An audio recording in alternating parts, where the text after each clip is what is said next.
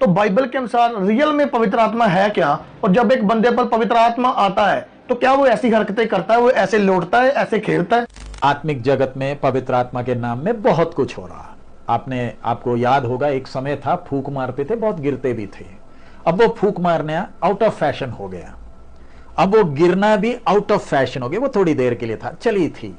हाथ मारते थे, गिर जाते थे, और फिर नीचे गिरकर थोड़ी देर के बाद उठकर खड़े हो जाते थे। मेरे साथ भी सेवकाई में एक चुनौती है। कई बार लोगों के सिर में हाथ रखकर प्रार्थना करने को, कई लोग तो मेरे हाथ रखते गिरने के लिए तैयारी में खड़े होते हैं। मेरे को फिर उनका बाल पकड़ के खड़ा करना पड़ता है, क्योंकि उनकी सोच है कि गिरना पड़ता है। वो पहले से तैयारी से गिरने के लिए खड़े हैं, क्योंकि अंदर एक सोच है, अगर नहीं गिरे तो मसा नहीं आया। प्यारे अजीजों, पवित्र आत्मा का मजाक उठाएंगे तो एक पाप है जिसका सजा अनंतकालीन है। स्वर्ग में भी वो पाप माफ नहीं होगा। आज पवित्र आत्मा के विषय में, अन्य भाषा के विषय में बहुत लोग मजाक भी उठाते हैं।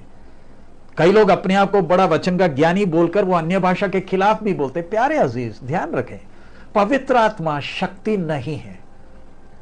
हमारा विश्वास परमेश्वर त्रिएक है। एक ही परमेश्वर, तीन व्यक्ति हम देखते हैं, पिता, पुत्र, पवित्र आत्मा। तीन अलग अलग नहीं है, एक ही है, लेकिन अपने आप को पिता, पुत्र और पवित्र आत्मा के तौर पर प्रकट किया ताकि मनुष्य का उद्धार कर सके। सो पवित्र आत्मा परमेश्वर स्वयं है। जैसे पिता अनंतकालीन है, पुत्र अनंतकालीन है, पवित्र आत्मा भी अनंतकालीन है। जो गुण पिता में है वो गुण पुत्र में भी है, पवित्र आत्मा में भी है, त्रिएक है। सो पवित्र आत्मा एक व्यक्ति के अंदर आता कब है?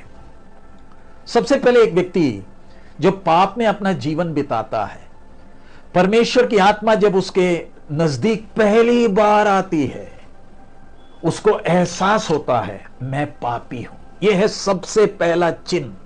जब पवित्र आत्मा अंदर नहीं आया, एक व्यक्ति के नजदीक आ गया, उसकी उपस्थिति एहसास करने को, तो एक व्यक्ति हंसने नहीं लगता, उदास हो जाता है।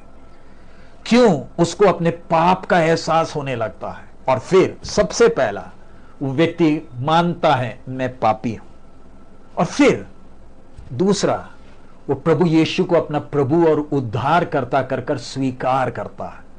जब वो प्रभु यीशु को अपना प्रभु और उद्धार करता स्वीकार करता है, तब पवित्र आत्मा परमेश्वर अंदर आता है। क्योंकि परमेश्वर किसी के जीवन में जबरदस्ती दखल नहीं डालता, लालच नहीं देता, धमकी नहीं देता।